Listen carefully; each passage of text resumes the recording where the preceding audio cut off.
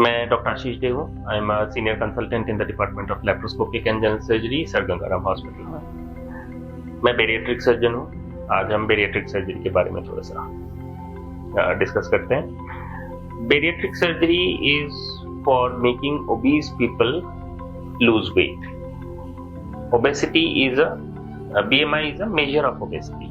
जैसे हम पानी को नापते हैं, जैसे हम डिस्टेंस को नापते हैं, वैसे ही मोटापे को कैसे नापते हैं? हम BMI से नापते हैं। Normal BMI is 18 to 24, 25 to 30 को हम ओवरवेट बोलते हैं, above 30 is obesity. Grade 1, grade 2, grade 3 obesities. Obesity के साथ साथ डायबिटीज, ब्लड प्रेशर, थायराइड के प्रॉब्लम्स, लड़कियों में PCOD, joint pains, snoring, pulmonary hypertension, कुछ सिचुएशंस में कुछ cancers, those things are the comorbidities. Cholesterol ज्यादा होना।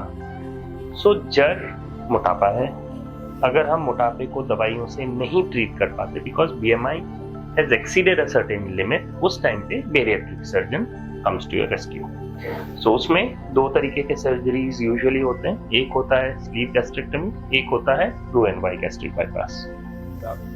कौन सा सर्जरी आपके लिए है वो आपके सर्जन आपको देख के, इन्वेस्टिगेशंस देख के, टेस्ट वगैरह करा के, एनेस्थीसिया, फिटनेस लेके डिसाइड करता है आपके लिए बेस्ट कौन सा सर्जरी होगा। सर्जरी पर से हैज कॉम्प्लिकेशंस, है ना?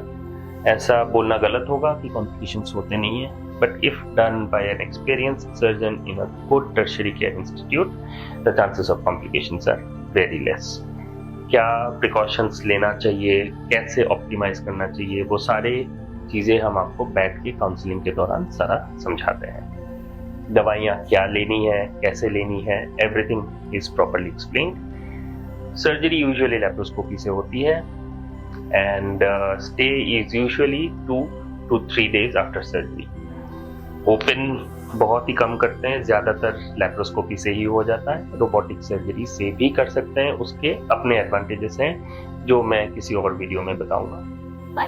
सर्जरी के बाद रिकवरी कैसे होता है? आपके साथ surgeon, anaesthetist, pain specialist, endocrinologist सब लोग जुड़े होंगे, फिजिशियंस, चेस्ट फिजिशियंस, वो सारे आपको बताएंगे कि आपको रिकवरी में हेल्प कैसे कर सकते हैं। Usually on 10th to 11th day you come back, जिसमें हम आपके स्टिचेस निकालते हैं, आपका फॉलो अप करते हैं, and then the patient comes back after 1 month, 3 months, 6 months and yearly thereafter आप अपना वेट ग्रेजुअली लूज करते रहते हो। सर्जरी के बाद फॉलो अप बहुत ज़रूरी है, इसलिए क्योंकि कुछ मल्टीविटामिन्स, न्यूट्रिएंट्स जिनका डेफिशिएंसी होने के चांसेस हैं, उनको हम सप्लीमेंट करना ज़रूरी है। और वेट लॉस एकदम से नहीं हो जाता। It all depends on your initial weight and what is your target weight after around 2 years. तो 2 साल तक धीरे धीरे आपका वेट कम होता जाता है। हो सकता है for the initial month you are losing around 3 or 4 kilos. In the subsequent month you are losing around 2 to 3 kilos. In the subsequent year you are losing around half a kilo a month. But that period of weight loss goes on for around 2 years. At the end of 2 or 3 years you have reached your optimum weight.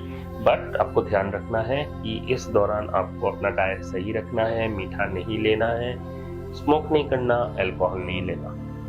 Few precautions and you can reach your target ideal weight. उसके बाद खत्म नहीं होती है, उसके बाद भी आपको अपना डाइट और एक्सरसाइज मेंटेन करके रखना होता है, ताकि अगर आपने उस वक्त पर फिर से मीठा खाना शुरू कर दिया और बहुत ज़्यादा वॉल्यूम ईटिंग करना शुरू कर दिया, तो फिर आपके वेट फिर से गेन होने के चांसेस होते हैं। If that happens, then even at the end of say 5 years or 10 years, you have to come back to your surgeon for the proper counseling.